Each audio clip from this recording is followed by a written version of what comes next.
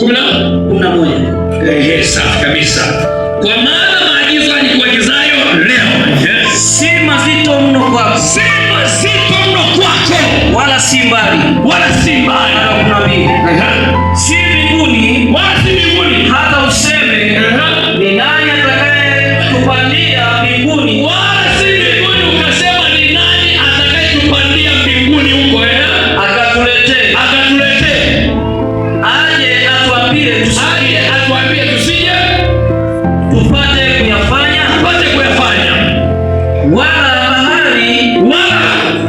bahari akatuletee aje atuambie tusikie tupate kuyafanya. Lakini neno li karibu nawe sana, na wewe li katika kinywa chako,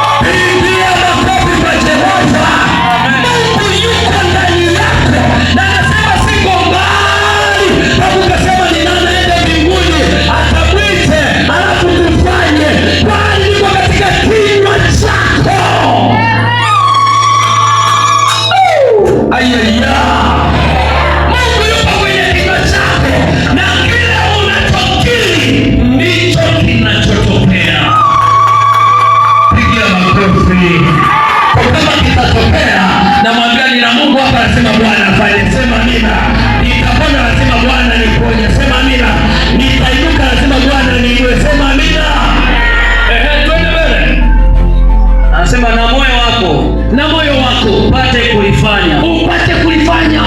Sasa 15. Angalia nimekuwekea leo mbele yako uzima na nini? Na mema na mauti na mabaya. Sasa 16. Kwa hivi nikuagizavyo leo umpenda Bwana Mungu wako, kuenenda katika njia kushika maagizo yake. Kuja magoti kwa Jehova. Kumbe ili Bwana aweze kusema na wewe, namba moja, mpende Bwana Mungu sana. Shika maagizo yake, shika sheria yake, sema bila glory, na Mungu atalifanya. Atakaa nafsini mwako, atakaa kwenye moyo wako, atanena na wewe. Unapolala atakuwa karibu na wewe, sema bila. Sema ili kweli. Kwa habari za maombi zinahitaji la kubelieve. Upate kuwa hai. Listen, tulia hapo. Yaani mimi nikisema sitakufa, sitakufa. Bali nitaishi. Siwezi kufa kifo cha kipumbavu. Na kabla wakati wangu haipo. Sema amen. Sema amen. Mwambie mwenzako utakufa wewe. Utakufa kabla wakati wako.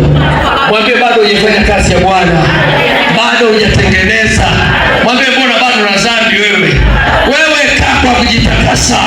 Shika sheria za Bwana ili uweze kuishi, na ukitenda